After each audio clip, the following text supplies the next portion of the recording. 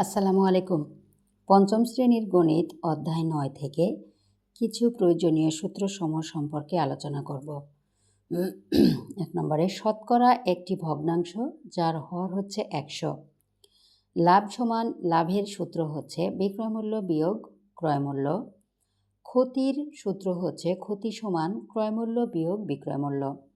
আসলের সূত্র হচ্ছে আসল সমান আগে আমরা জানব আসলের সংজ্ঞা। বিনিয়োগকৃত টাকাকে বলা হয় আসল।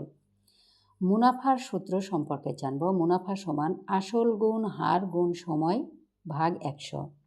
অর্থাৎ এই দাগটাকে বলা হয় এটাই হচ্ছে ভাগ নিচে ১০০। আসল সমান মুনাফা গুণ ১০০ ভাগ মুনাফার হার গুণ সময়। সময় সমান মুনাফা গুণ ১০০ বাই আসল গুণ হার। বার্ষিক মুনাফা সমান আসল গুণ বার্ষিক মুনাফার হার বাই ১০০। মুনাফা হলো আসল টাকার উপর অতিরিক্ত যে টাকা দেওয়া হয়। এখান থেকেই অধ্যায় ৯-এর এক খালি ঘর পূরণ আছে। আমি এখানে ১ এবং ২ নম্বরে করে দেখাবো। ১২ জন লোক ২০ জন লোকের %, অর্থাৎ ১২ জন লোক ২০ জন লোকের কতজন এটা বের করতে বলা হয়েছে। তাহলে এটা আমরা বের করব যে ১২ জন লোক ২০ জন লোকের, অর্থাৎ ২০ ভাগের ১২ জন লোক আমরা এভাবে বের করব। ২০ ভাগের ১২ সমান হচ্ছে কত পার্সেন্ট। তাহলে কত পার্সেন্ট যদি বলে, যেহেতু পার্সেন্ট মানে হচ্ছে ১০০, অর্থাৎ নিচের যে সংখ্যাটি আছে এই সংখ্যাটিকে ১০০ বানাতে হবে। তাহলে ২০ আছে, তাহলে ২০কে যদি আমরা ১০০ বানাই তাহলে ২০-এর সাথে ৫-এর গুণ দিলে ৫-২০-এ ১০০ হয়। তাহলে ৫ দ্বারা নিচের সংখ্যাকে গুণ করব এবং উপরের সংখ্যার সাথেও গুণ করব। তাহলে ১২ গুণ ৫ আর নিচে ২০ গুণ ৫। তাহলে ১২ আর ৫ গুণ করলে ৫-১২ ষাট আর নিচে ৫-২০-এ ১০০।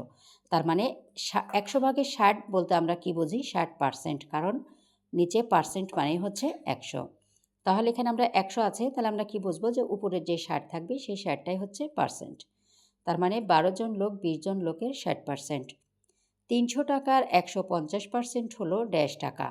তাহলে ৩০০ টাকার ১৫০%, টাকার বলতে আমরা এখানে বুঝবো ৩০০ এর ১৫০%।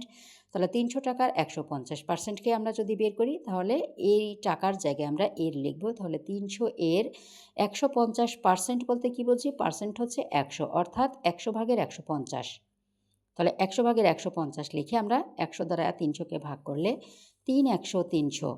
তাহলে এখানে ৩ আর উপরে আছে ১৫০। ৩ দিয়ে ১৫০কে যদি গুণ করা যায় ৩-১৫ ৪৫ আর শূন্যটা বসে গেছে। তার মানে ৩০০ টাকার ১৫০% হলো ৪৫০ টাকা। আশা করি সবাই বুঝতে পেরেছেন। ধন্যবাদ সবাইকে। আসসালামু আলাইকুম।